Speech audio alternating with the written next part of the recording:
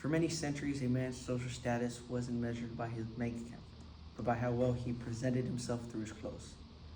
I'd like to start by asking all of you, how many of you actually put thought into what you were going to wear this morning? Did you just grab an old shirt you saw on the ground, or did you actually get a nice button-down and ironed shirt? Today, I have studied a lot about how men's fashion has shifted and changed through time. And today I'm going to be sharing with you some of the history and facts that I have learned about men's fashion and how it represents you and how it's changed from the 1900s all the way to now. First of all, let's look at the early 1900s. The 1900s was a time in men's fashion where it was very dominant by structure and formality. Even back in the 20th century, one could easily know a man's social status simply by looking at how well he dressed. According to J.A. Shapiro in A History of Men's Fashion and Style, the way someone dressed would show if they were wealthy, poor, royal, or not.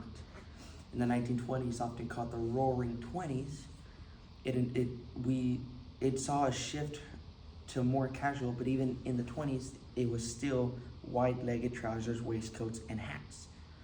You wouldn't even think twice about going anywhere like a baseball game or a grocery store without wearing a tie or a suit or even a hat.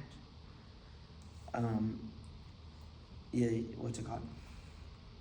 Fashion wasn't a choice, it was more of a set of rules that you had to follow if you wanted to be respected. However, as we moved more into the 1940s and 50s, especially the 50s, we saw a shift from formality to more of what they call a casual cool. Like, the idea of a casual cool was born thanks to Hollywood icons like James Dean, Marlon Brando, and Elvis. It really shifted from being a very formal wear to now being a very rebellious, like James Dean and Marlon Brando and Elvis. They started wearing jeans, leather jackets, and camp-collared shirts, and that was considered rebellious at the time. But towards the 1960s, we saw more of a self-expression as far as clothes, and in the 60s, we started experimenting with we started experimenting with feelings while clothing and how it made you feel and how it made you represent yourself. But then the 70s and 80s took over what they called the power suit, which included broad shoulders, broad colors, and was really projected to make men's fashion, to make men more confident and big as far as the business world went. Last but not least, we have to talk about how fashion shifted from very formal wear to now being very casual and comfortable. Back then, you had what was called a lounge suit. It was the standard for everyday life. Okay. So now raise your hand if you've been on a flight recently. Now raise your hand if you've seen old pictures of a flight from the 40s, 50s, or 60s. Did you notice that in that era, you saw people wearing dresses and suits, three-piece suits with waistcoats, shoes, and hats in such a cramped and claustrophobic environment? Whereas nowadays you see people wearing joggers and tennis shoes and headphones and glasses and all that, and everything comfortable you might wear.